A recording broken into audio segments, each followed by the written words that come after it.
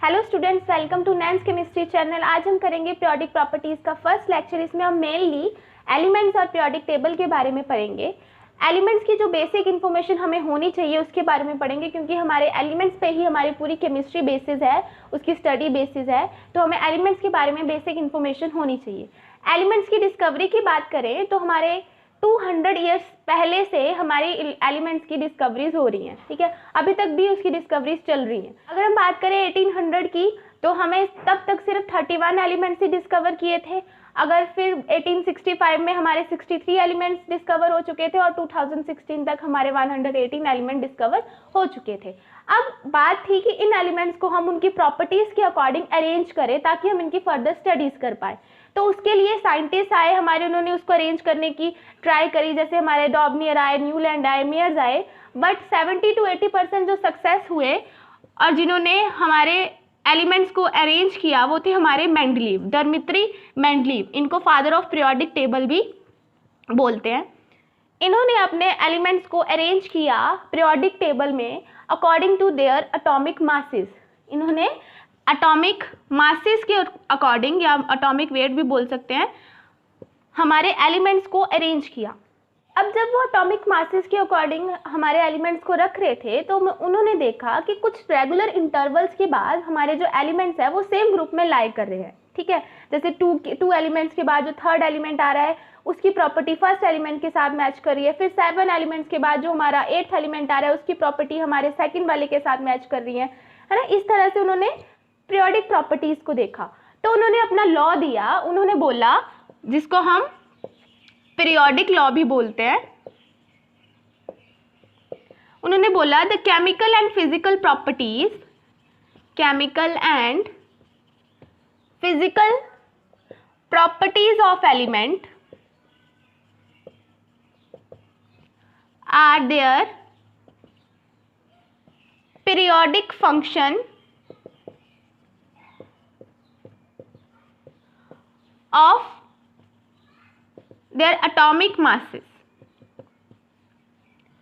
मतलब क्या है इसका, जो हमारे एलिमेंट्स की केमिकल एंड फिजिकल प्रॉपर्टीज है, पीरियोडिक फंक्शन मतलब उनका एक पर्टिकुलर ट्रेंड है, या तो वो इंक्रीज कर रही हैं या तो वो डिक्रीज कर रही हैं according to their atomic masses. जो उनकी फिजिकल एंड केमिकल प्रॉपर्टीज के जो ट्रेंड आ रहे हैं, इंक्रीज और डिक्रीज पर्टिकुलर ट्रेंड्स आ रहे हैं, वो किसकी वजह से आ रहे हैं? एटॉमिक मासेस की वजह से आ रहे हैं। लेकिन जब हमारे साइंटिस्ट आए मोस्टली, उन्होंने एक्सपेरिमेंट किया, एक्सरे स्पेक्ट्रोस्कोपी एक्सपेरिमेंट। वो एक एक एलिमेंट को ले रहे थे और उसके ऊपर, जैसे उन्होंने एक एलिमेंट लिया, उसके ऊपर इलेक्ट्रोमैग्नेटिक रेज डाली, उसमें से जो एक्स रेज निकल रही थी उनकी उन्होंने वेवलेंथ को कैलकुलेट किया। उस वेवलेंथ से उन्होंने उसकी फ्रीक्वेंसी निकाली और उन्होंने एक ग्राफ बनाया फ्रीक्वेंसी और एटॉमिक नंबर के बीच। तब उन्होंने देखा कि हमारी उन ग्राफ के बीच में जो स्ट्रेट लाइन आ रही है, मतलब यहाँ पे हमारा हाइड्रोजन होगा, हीलियम होगा, लिथियम होगा, beryllium, boron, carbon, nitrogen, oxygen, इस तरह से हमारे एलिमेंट्स की जो स्ट्रेट लाइन आ रही है उसके अकॉर्डिंग उन्होंने उसको अरेंज करना स्टार्ट कर दिया। क्या किया, हर एक एलिमेंट को लिया, उसके ऊपर इलेक्ट्रोमैग्नेटिक रेडिएशन डाली, जो एक्सरेज वहां से निकल रही थी उनकी उन्होंने वेवलेंथ को कैलकुलेट किया। उस वेवलेंथ से उन्होंने फ्रीक्वेंसी को कैलकुलेट करके एटॉमिक नंबर से उन्होंने उसका ग्राफ ड्रॉ किया और वो स्ट्रेट लाइन आ रही थी, उसके अकॉर्डिंग उन्होंने पीरियोडिक टेबल में अपने एलिमेंट्स रखने स्टार्ट कर दिए। उन्होंने भी देखा जब एटॉमिक नंबर के अकॉर्डिंग वो एलिमेंट्स को अरेंज कर रहे थे, कुछ स्पेसिफिक इंटरवल्स के बाद हमारे जो एलिमेंट्स है उनकी सेम प्रॉपर्टीज के एलिमेंट्स है वो एक ग्रुप में आ रहे हैं, ठीक है। तो उन्होंने भी अपना लॉ दिया। उन्होंने अपने लॉ में बोला the chemical and physical properties of element are periodic function of their atomic number. अब उन्होंने बोला ये जो पीरियोडिसिटी आ रही है हमारे पीरियोडिक टेबल में वो एटॉमिक नंबर की वजह से आ रही है। मतलब जो केमिकल एंड फिजिकल प्रॉपर्टीज का जो ट्रेंड इंक्रीज डिक्रीज हो रहा है वो एटॉमिक मासेस के अकॉर्डिंग नहीं हो रहा, वो एटॉमिक नंबर्स के अकॉर्डिंग हो रहा है। उसके लिए उन्होंने प्रूव भी दिया एक्सपेरिमेंटली, ठीक है। तो यहाँ से आपको क्वेश्चन ये आ सकता है, modern periodic law and periodic law. ये जो हमारे मूसले ने दिया था उसको हम मॉडर्न पीरियोडिक लॉ बोलते हैं। उसके अकॉर्डिंग जो हमारी पीरियोडिसिटी है वो एटॉमिक नंबर की वजह से आ रही है, और हमारे मेंडलीव की जो पीरियोडिसिटी है वो एटॉमिक मास की वजह से आ रही है, ठीक है। बस इसमें ये डिफरेंस है, आपको ये क्वेश्चन पूछ सकते हैं। अब आपको एक और क्वेश्चन आ सकता है, पीरियोडिसिटी क्या होती है। ठीक है, मैं पीरियोडिसिटी बोल रही हूँ ना, पीरियोडिसिटी आखिर होती क्या है, आप कैसे लिखोगे उसको,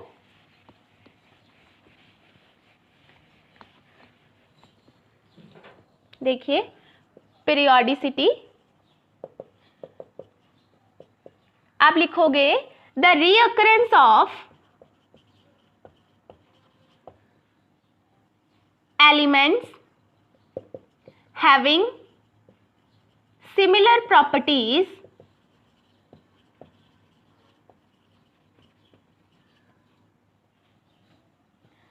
आफ्टर रेगुलर इंटरवल या after certain regular intervals when we arrange in order of their atomic number। इनका कहने का मतलब है जैसे कि हमारे एलिमेंट्स हैं जिनकी सिमिलर प्रॉपर्टीज है, आफ्टर सर्टेन इंटरवल के बाद वो दोबारा सेम ग्रुप में लाई कर रहे हैं, रीअकर कर रहे हैं दोबारा सेम ग्रुप में, जब हम उनको उनके एटॉमिक नंबर के अकॉर्डिंग सेट कर रहे हैं। और वो हमारा रेगुलर इंटरवल क्या है, 2, 8, 8, 18, 18, 32 एंड 32। ठीक है, अब तक 26 नोन है, ये भी मैं अभी बताती हूँ कैसे क्या है ये।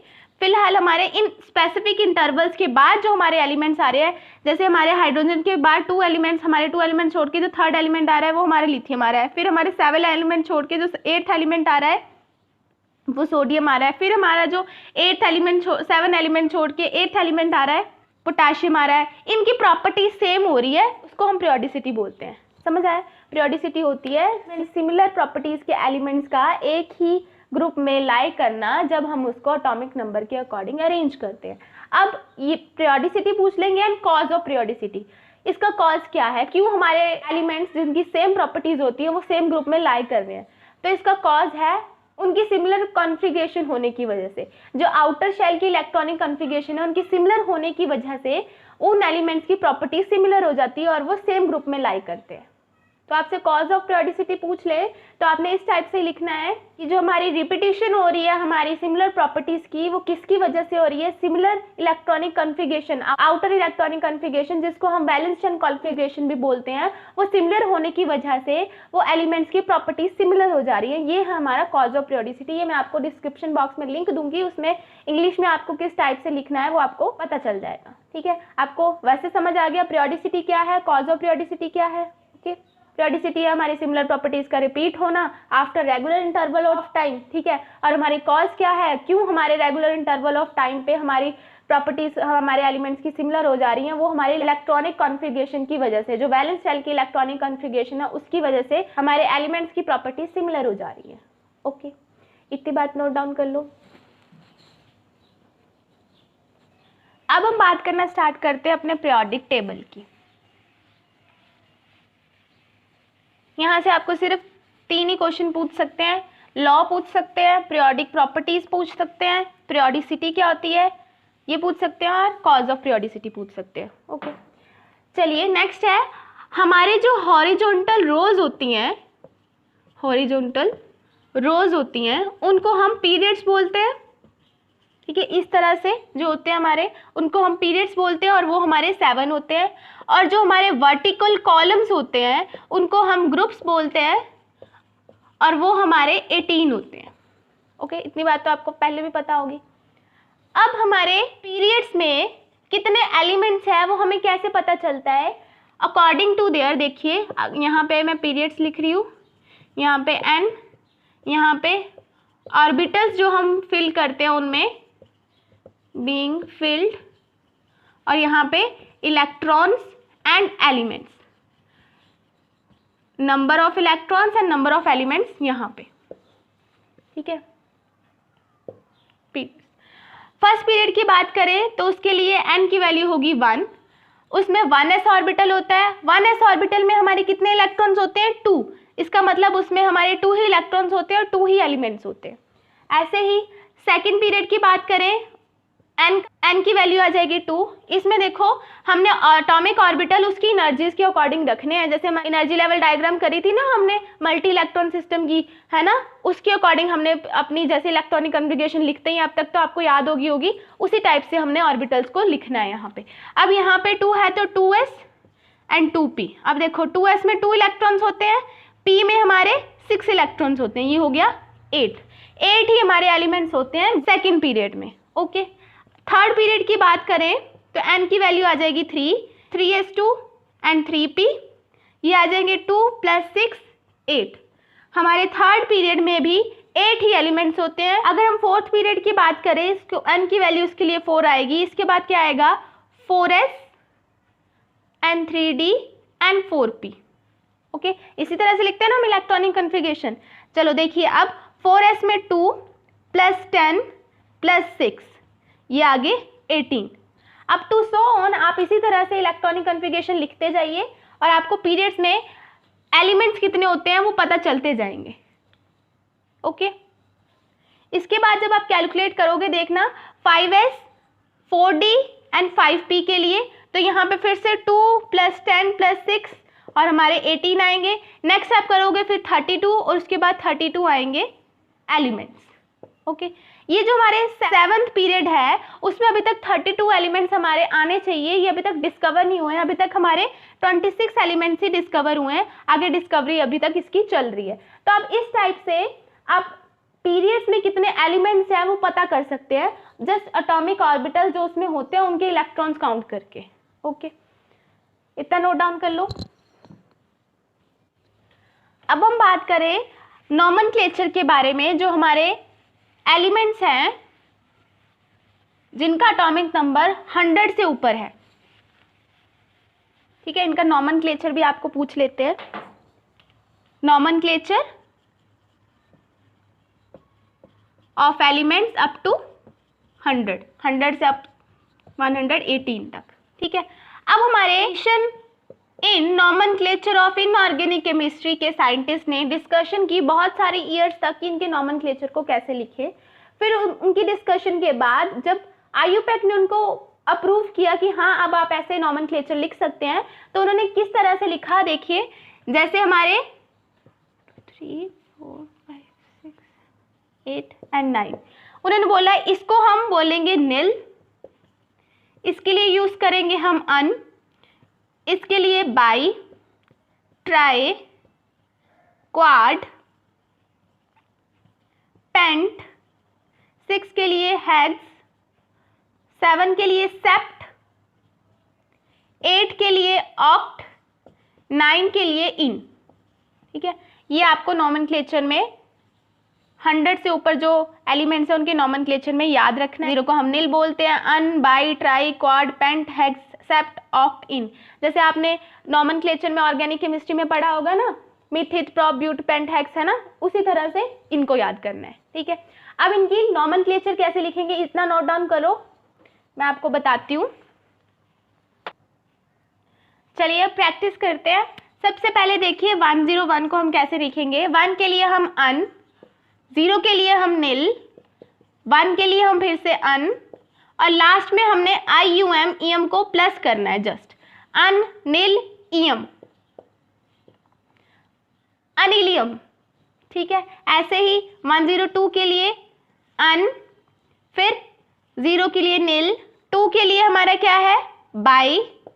अब हमने IUM प्लस करना है और I ऑलरेडी यहाँ पे है इसलिए हम I दोबारा नहीं लिखेंगे, EM लिखेंगे, अन, नील, बाइयम।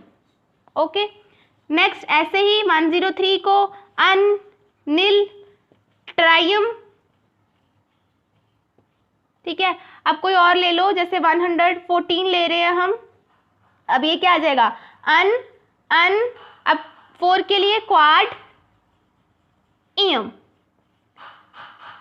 अन, क्वाडियम।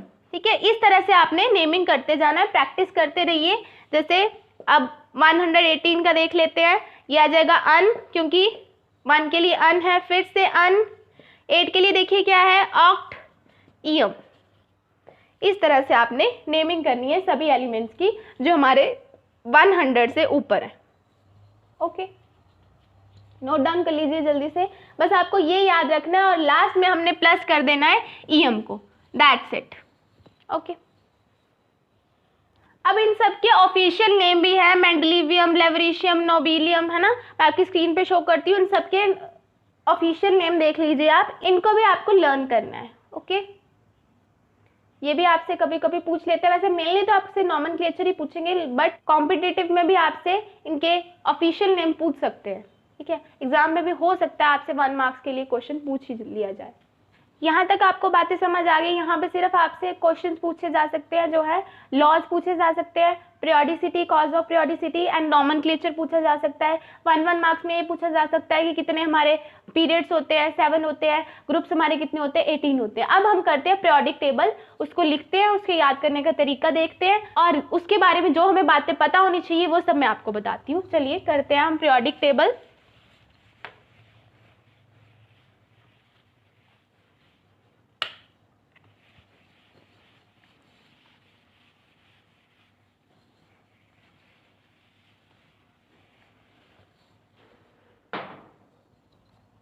सबसे पहले बात कर लेते हैं हम एस ब्लॉक की। ओके, एस ब्लॉक में क्या है, हलीना की रब से फरियाद।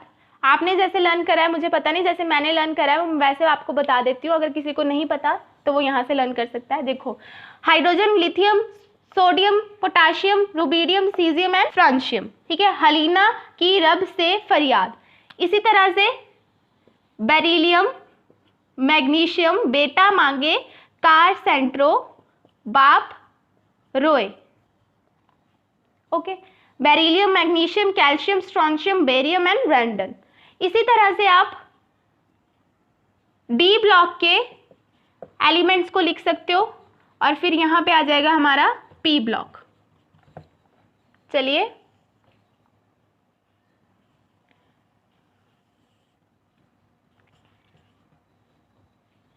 हम बीच के पहले लिख लेते हैं। कैल्शियम के बाद हमारा यहाँ पे डी ब्लॉक स्टार्ट हो जाएगा। Scandium, titanium, vanadium, chromium, vanadium, chromium, manganese, iron, cobalt, nickel, copper, zinc. ठीक है, ये हमारे डी ब्लॉक के एलिमेंट्स है। अभी यहाँ पे पी ब्लॉक के एलिमेंट्स को हम बाद में देखते हैं, यहाँ पे जगह नहीं बची है इसलिए।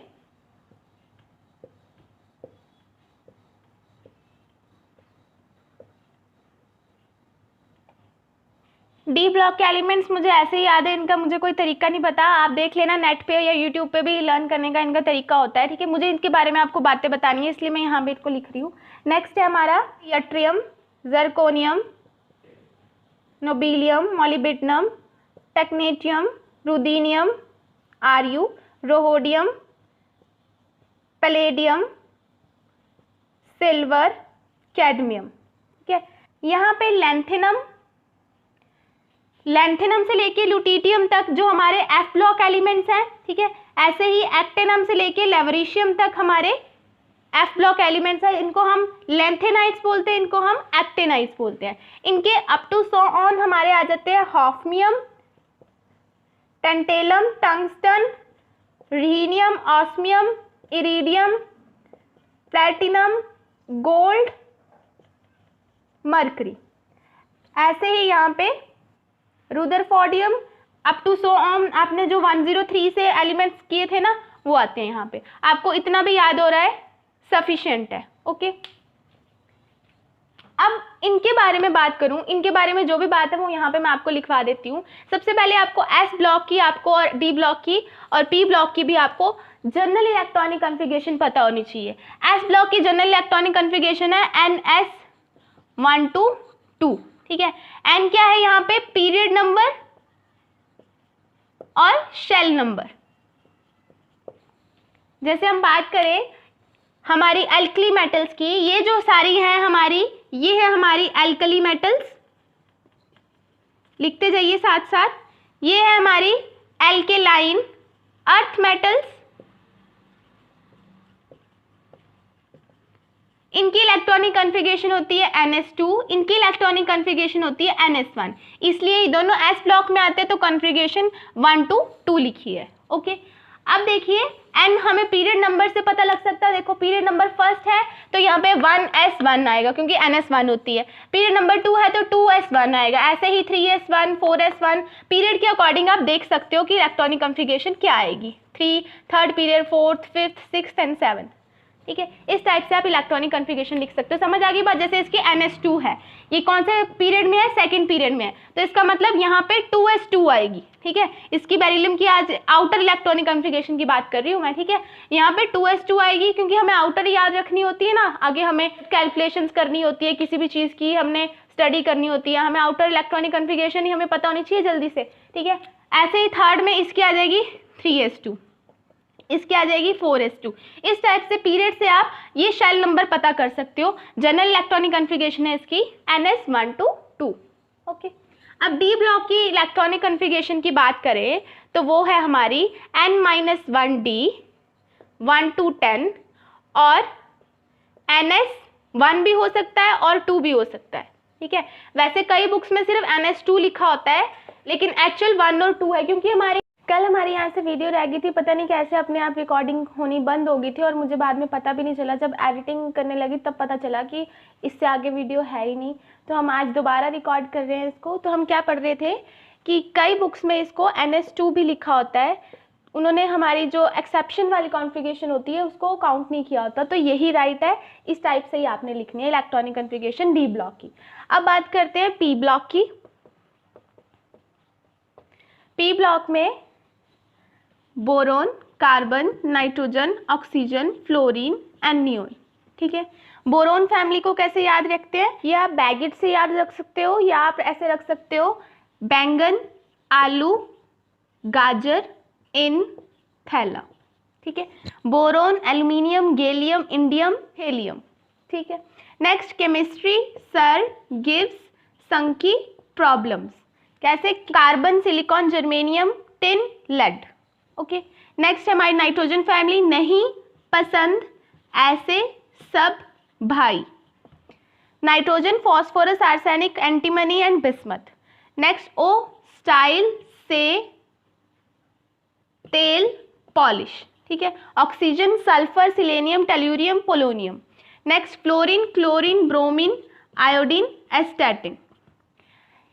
नोबल गैसेस का ही नेवर अराइव्ड, कारा, 0 रन पे out. Okay, helium, neon, argon, krypton, xenon and radon. इस टाइप से आप इसको याद रख सकते हो। अब इसकी जनरल इलेक्ट्रॉनिक कॉन्फ़िगरेशन क्या है? ns2 np 1 to 6। ओके, क्योंकि इसमें आउटर शेल में हमारे इलेक्ट्रॉनिक कॉन्फ़िगरेशन हमारी जो होती है, जैसे हम बोरोन फैमिली की बात करें इसकी होगी ns2 np1। कार्बन फैमिली की बात करें ns2 np2। इस तरह से np3 np4 np5 and np6। ठीक है, इतना नोट डाउन कर लो। जनरल इलेक्ट्रॉनिक कॉन्फ़िगरेशन सबकी नोट डाउन कर लो, एफ ब्लॉक की भी नोट डाउन कर लो। हमारे नीचे यहाँ से हमने जो 14 एलिमेंट्स निकाले वो एफ ब्लॉक में रख दिए हैं हमने, यहाँ से लैंथिनम से लेके लुटीटियम तक और एक्टिनम से लेके लेवरीशियम तक। ठीक है, 14 एलिमेंट्स यहाँ पे एफ ब्लॉक में। एफ ब्लॉक की भी आपको जनरल इलेक्ट्रॉनिक कॉन्फ़िगरेशन आनी चाहिए। मैं यहाँ पे लिख देती हूँ F block n-2 f 1 to 14 आते हैं इसमें, और n-1 d 0 to 1 और ns2। ठीक है, जल्दी से इसकी इलेक्ट्रॉनिक कॉन्फ़िगरेशन को नोट डाउन कर लो, फिर उसके बाद में इनके बारे में आपको बताती हूँ। चलिए अब इनकी फैमिलीज का नाम देखते हैं।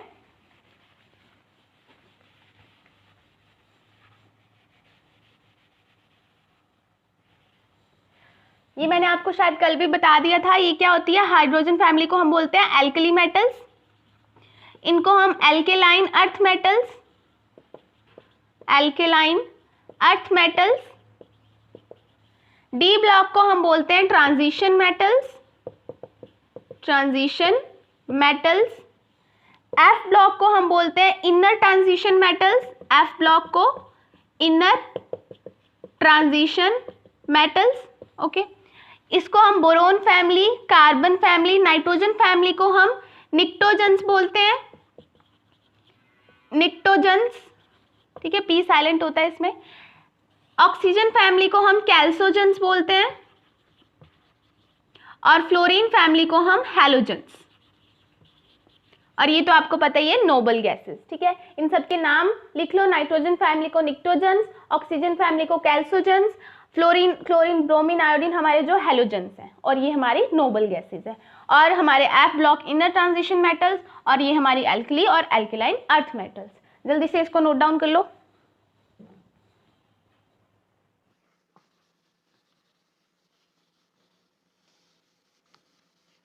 नेक्स्ट अगर थोड़ी और बात करें इनके बारे में जो आपको याद होना चाहिए, ये जो हमारे कॉपर, सिल्वर एंड गोल्ड, ये जो हमारे 3 एलिमेंट्स हैं, इनको हम कॉइनेज मेटल्स बोलते हैं, कॉइनेज मेटल्स।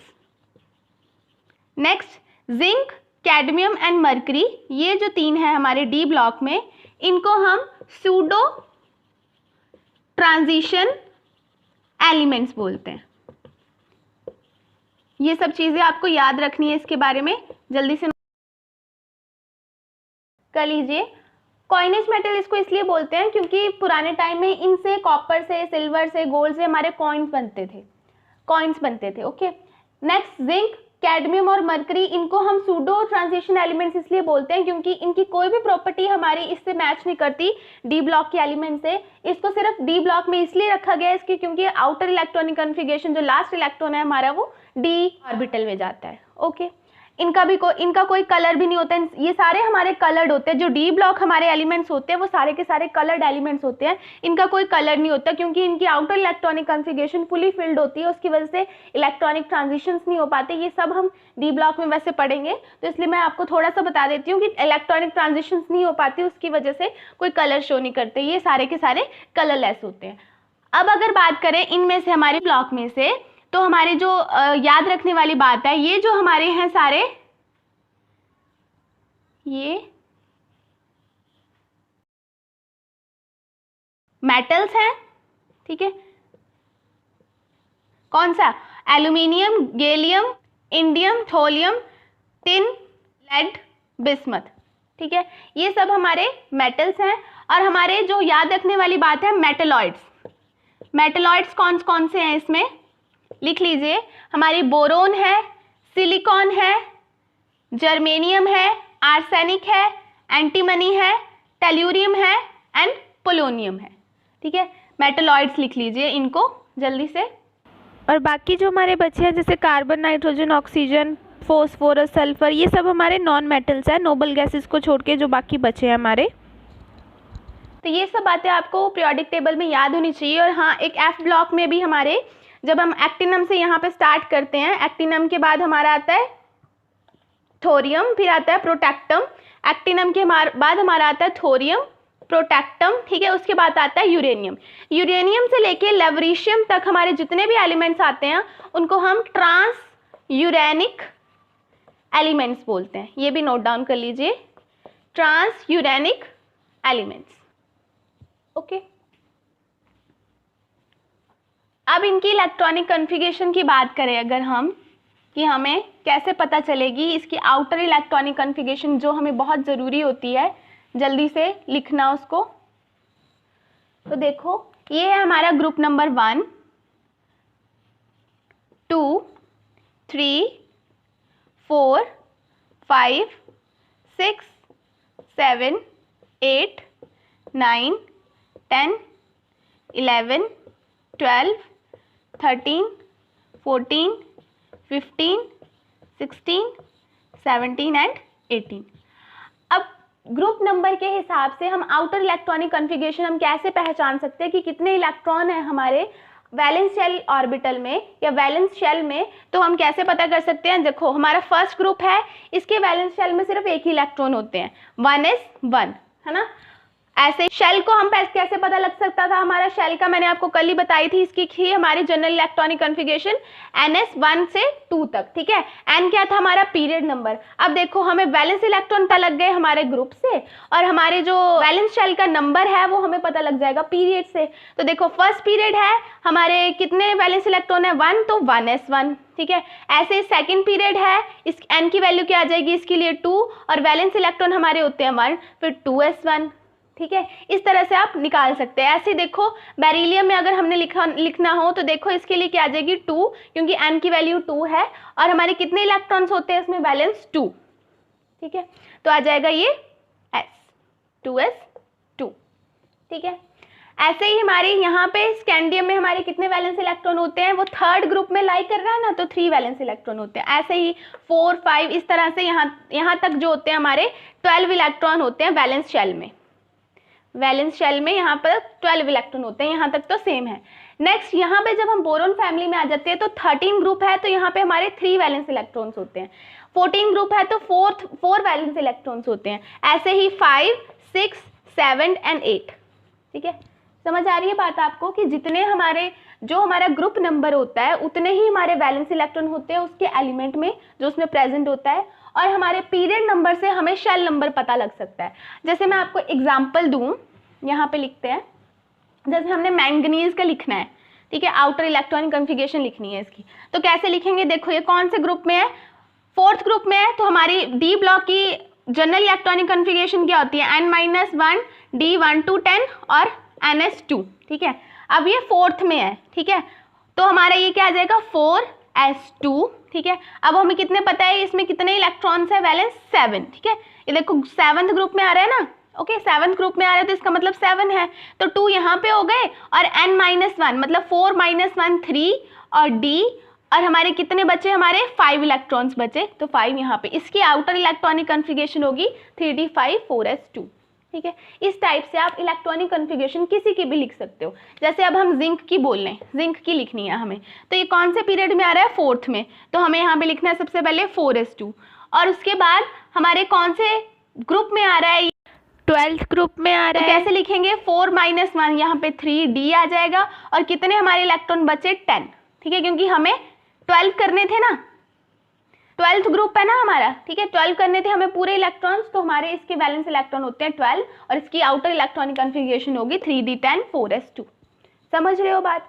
जैसे एक और करके देख लो, जैसे मरकरी का देख लेते हैं। मरकरी का हमारा पीरियड नंबर देखो 6 है, तो इसकी आउटर इलेक्ट्रॉनिक कॉन्फ़िगरेशन आएगी पहले तो 6s2, अब n-1 d लिखना है हमने, मतलब 6 - 1 d, 6 - 1 5 और d, और हमारे वैलेंस इलेक्ट्रॉन इसमें कितने होंगे, 12 होंगे, क्योंकि ये 12th ग्रुप में लाई कर रहा है। तो देखो यहाँ पे हम लिखेंगे 10, 5d10 6s2, ये आ गई हमारी मरकरी की। और जो हमारी एक्सेप्शन है जैसे कॉपर, क्रोमियम, मॉलिब्डेनम, ये आपको याद रखनी पड़ेंगी, क्योंकि इसके 4s में 2 इलेक्ट्रॉन्स नहीं ना आते, 1 इलेक्ट्रॉन आते ड्यू टू सिमेट्री, ये हमने पहले पढ़ा था, तो ये आपको याद रखना पड़ेगा, ओके।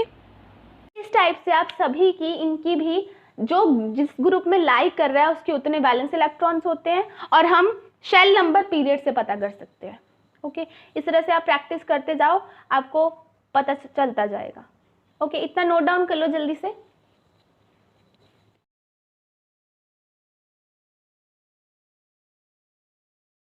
जो हमारे ब्लॉक्स होते हैं उनका नाम उनके ऑर्बिटल के नेम के ऊपर ही पड़ा है, क्योंकि उसका लास्ट इलेक्ट्रॉन उस ऑर्बिटल में ही जाता है। जैसे हम एस ब्लॉक की बात करें, एस ब्लॉक की बात करें तो लास्ट इलेक्ट्रॉन हमारा एस ऑर्बिटल में जाता है ना। तो इसमें ग्रुप्स कैसे पता कर सकते हैं, इसके इलेक्ट्रॉन से। एस ऑर्बिटल में मैक्सिमम कितने इलेक्ट्रॉन आ सकते हैं, 2 इलेक्ट्रॉन आ सकते हैं इसमें, इसलिए इसमें 2 ग्रुप्स होते हैं, ठीक है।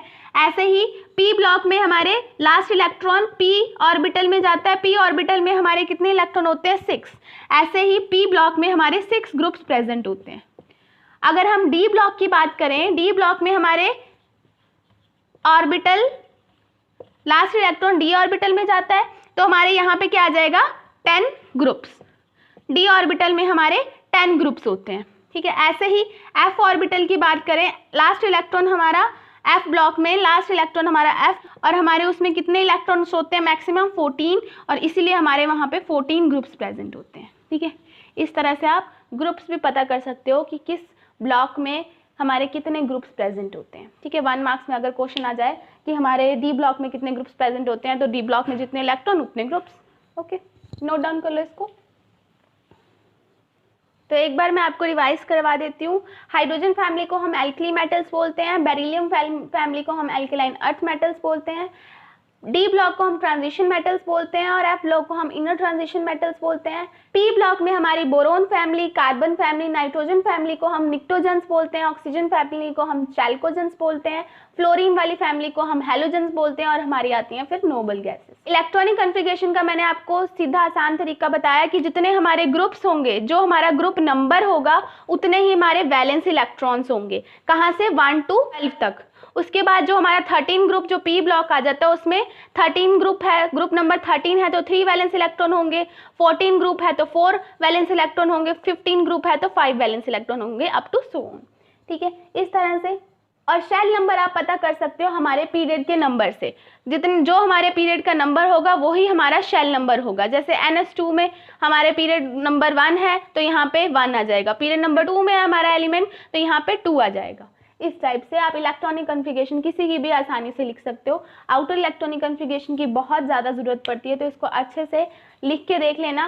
और आपको पीरियोडिक टेबल याद होगा तो आप हर किसी की अब इलेक्ट्रॉनिक कॉन्फ़िगरेशन लिख सकते हो। आज के लिए हम इतना करते हैं, बाकी हम कल करेंगे। ये वीडियो वैसे कल आनी थी लेकिन प्रॉब्लम होने की वजह से, रिकॉर्डिंग नहीं हो पाने की वजह से आज आएगी। तो मैं कोशिश करूँगी, देखते हैं अगर MB बचती है तो मैं दूसरी वीडियो भी आज ही अपलोड कर दूंगी। अगर फिर ज़्यादा बड़ी होगी वीडियो तो फिर कल ही अपलोड हो पाएगी।